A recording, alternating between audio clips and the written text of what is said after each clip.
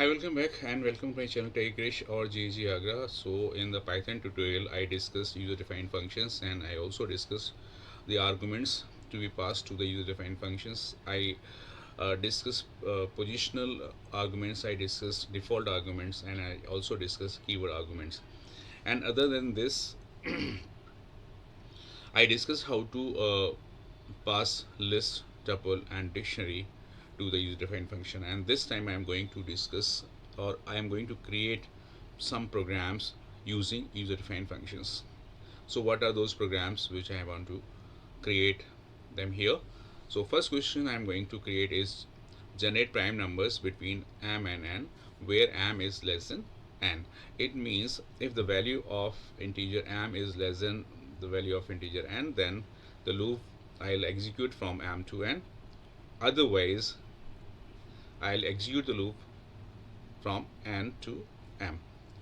The second program I'm going to discuss as generate Armstrong numbers between m and n, where m is less than n.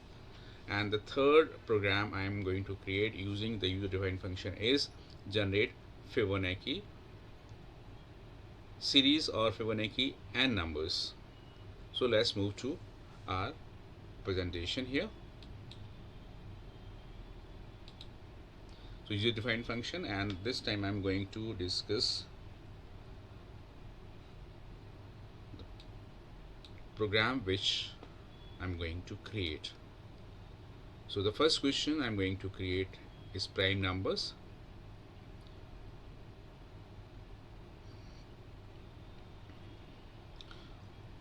So this is my Google Colab, and here I'm going to create the first program, that is generate prime numbers between m and n, where m is less than n.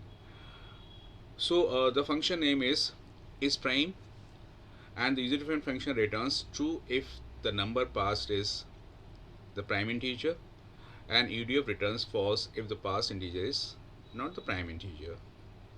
So call the function with the values of m and n.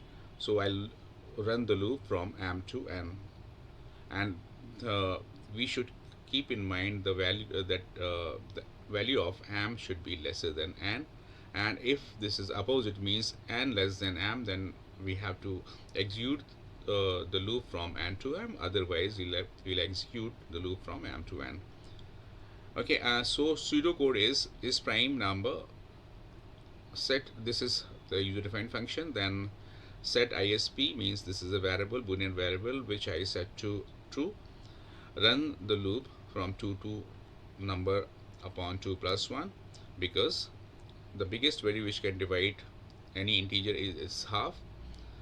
Then check whether the number is divisible by exactly divisible by the number created by the loop, and if it gives the 0, then we should break and return from the user defined function, and we check the value of the function whether true or false. If the value is true, then we'll print the number for which the user defined function was executed. Okay, and if the returned value is false, the number will not be printed. So see here. So this is the code. So this is the code. Is prime set to true for I in range 2 to number by 2 plus 1 num pro division 2 plus 1 for I in range 2 to this, and if number modulo I is equal to 0, then turn the value of ISP to false, because it is divisible and the prime number is not divisible. And if it is divided by the integer, then the flag ISP should turn to false and break. And as soon as break is encountered, it comes out of the loop scope, and from here return ISP means whatever ISP holds will be sent back to the main function. So whatever value is there, it comes back to the program here. So what happens here, I have taken the value of m and the value of n here I have checked the value whether m is less than n. If m is less than n, then I'll run the loop from m to n plus 1, and if m is not less than n, rather n is less than m, then I'll execute the loop from I in range n to m plus 1. And in every loop, whichever loop is selected, it will call is prime, and is prime will check whether the passed number is integer or not. If integer is prime, then it will return true, otherwise it will return false. So in case of true, it will print the value of I whichever passed, and if it returns false, then it will not print the value. So let's run it. Over here, yeah, some error I find. This is the error. Delete this and run. So here I'm going to give the value of m as 3 and as 100, and now it will generate all the prime numbers between 3 to 100. So these are the prime numbers: 3, 5, 7, 11, 13, 17, and all these are prime numbers.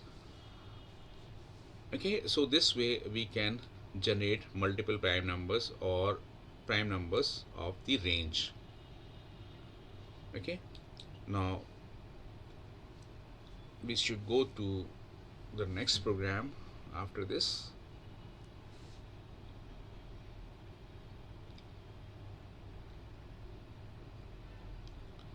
Just maximize and exit full screen. Now the next program is generate Armstrong numbers between m and n, where m is less than n. So what is the Armstrong number? If the any integer which is of 3 digits, we'll segregate the digits and we'll cube that every digit and we'll sum up all the cubic values. And if the sum of cubic values is equal to the same number, then it is the Armstrong number. Similarly, if the digit is of if the integer is of 4 digits, then it means we have to raise the power 4. And if the digit is of 3 integers, then we'll have to raise the power 3. So let's move to the program.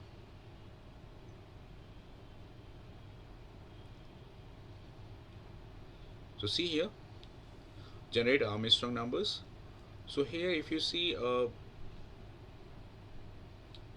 show you, just zoom. An integer of n digits is an Armstrong number if it is equal to the sum of its digits, each raised to the power of n. For example, 153 is an Armstrong number if 1 cube plus 5 cube plus 3 cube is 153. And another example, 1634, if 1 to the power 4, 6 to the power 4, and 3 to the power 4, and 4 to the power 4, when I sum up, if I get 164, means the same number, it means this is the Armstrong number. So here, going to check Armstrong number, I set a flag is arm is equal to true. If this function returns true, it means the number passed is Armstrong, otherwise it's not the Armstrong. So if it returns true, then it will print, the function will print the Armstrong number, otherwise it will not print any number because it is not returning true. If it returns false, then the number will not be printed. Okay, so here I have set is arm to true, and two variables sum and temp set to 0 and num, whichever number is passed. So this num is set to temp and 0 is set to sum. Here I have taken the length of the digit or length of the number, whether it is of 3 digits or 4 digits.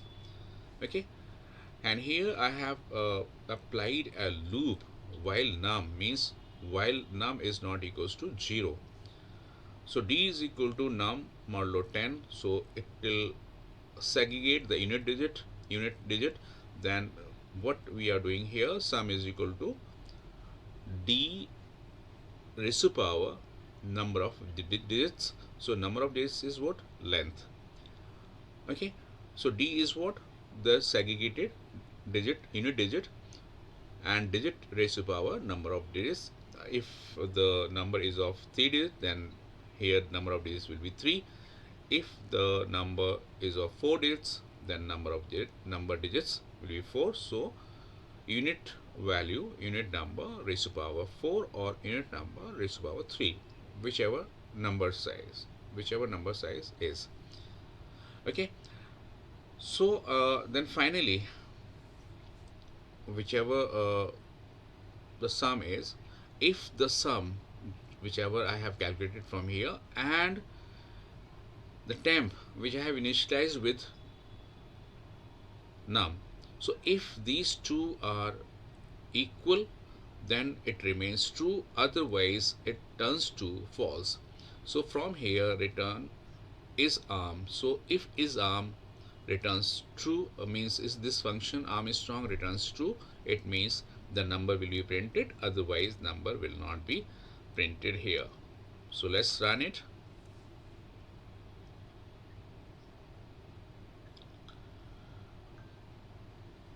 So here I have to give the range.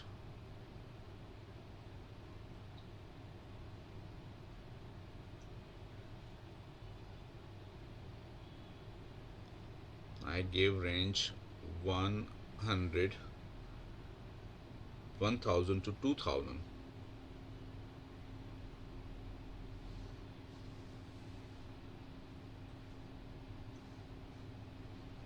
2000. Then I'll get only one Armstrong integer, that is 1634. 164, only Armstrong number between 1000 and 2000. If I supply 100 and 999, then it will generate 4 Armstrong numbers. These Armstrong numbers are 153, 370, 371 and 407. So these Armstrong numbers it will generate using the user defined function. Now let's move to our presentation once again. Now it's turn to execute or evaluate the third question, and the third question to generate Fibonacci integers, Fibonacci numbers using user defined function. This is very simple. So here what I'm going to do, I'm going to explain it. So set a to -1 and b to +1. So this is basically wrong. One is first a is set to -1 and b is set to +1. So in code I have written correct, but in algorithm or pseudocode by mistake I have written b as -1, which it should have been +1 only. Let's see. Okay, what I'm going to do here, I'll apply the loop for n terms, and what I'm going to do here, I'll compute c is equal to a plus b. C is the third variable, a is -1 and b is +1. So c is equal to -1 + 1 0. Then it will print 0 here. Now I'll transfer the value of b to a and transfer the value of c to b. Means b moves to a and c moves to b, and then we'll come back to step A where c is equal to a plus b is executed, means the next value will come, and when I say print c, the next value, that is 1, is printed. And then again I have repeated a is equal to b, means b is moving to a and c is moving to b, and again I am coming back to the c is equal to a plus b, because this will be the repetition and it will go up to the n terms. Okay, so here if you see a is equal to -1, b is equal to +1, For I in range, now whichever range, whichever length or number of elements I want, so I have passed through the parameter. So for I in range num, c is equal to a plus b, and print the value of c, then swap the values, means I am storing b to a and c to b, and again, since this is the entire process in the loop of for, so it will be repeated once again. So finally, if I enter, means I want 10 terms, so I'll have to give 10 here, and as soon as I enter 10, it prints all Fibonacci numbers 0, 1, 1, 2, 3, 5, 8, 13, 21, and 34. So this is how we can see how user-defined functions work and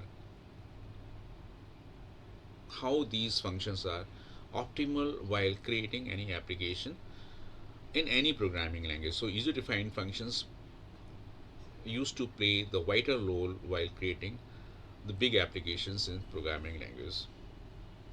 Hope this is clear to you, and if you understood the concept, kindly share it with your friends and practice it also. And since there are only three questions, three programs, we can discuss more. And if you like the concept, and if you want more to be executed or more to be created, then drop a message, then I'll try to create more. So hope you understood the concept, and in the next video I'll discuss some more functions rather, and different scenario. Now I'm going to discuss more on exceptions in my next video. So we'll meet in the next video. Till then, bye bye.